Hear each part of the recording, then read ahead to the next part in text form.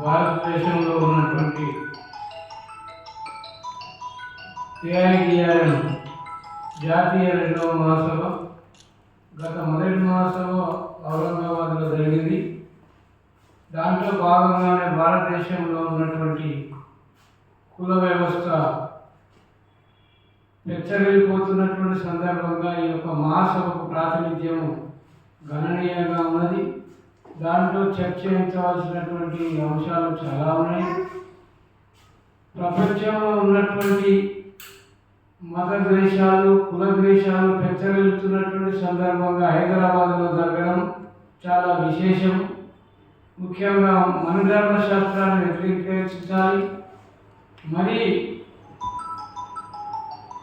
భారతదేశంలో మోడీ వచ్చిన తర్వాత ప్రతి వ్యక్తిని విడదీసి చేస్తున్నటువంటి సందర్భంగా దళితులందరూ ఐక్యోద్యమంతో చేస్తూ భారత రాజ్యాంగం రాసినటువంటి అంబేద్కర్ రాసినటువంటి రాజ్యాంగాన్ని కూడా అమలు చేయట్లేదు, దాన్ని విస్మరిస్తున్నారు.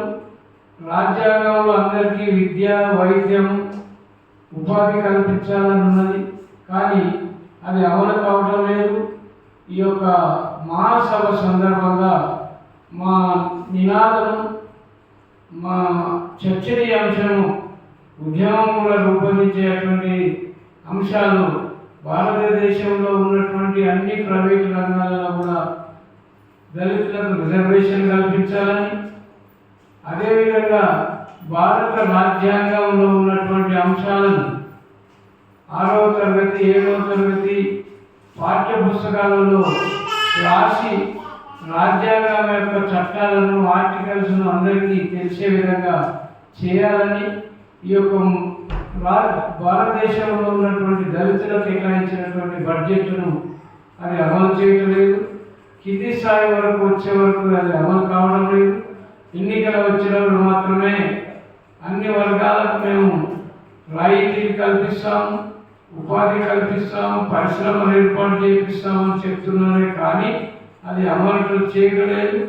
బడ్జెట్ను కూడా జనాభా ప్రాతిక మీద బడ్జెట్ను అమలు పెట్టాలని, ఆ బడ్జెట్ కూడా సంవత్సరానికి ఎవరైతే లబ్ధిదారులు ఉన్నారో వాళ్ళందరికీ ఇవ్వాలని, అదేవిధంగా తెలంగాణ రాష్ట్రంలో మరి ముఖ్యంగా ఎస్సీ ఎస్టీ సభ్యులను దళిత హక్కుల పోరాట సమితి పోరాటం చేసుకొని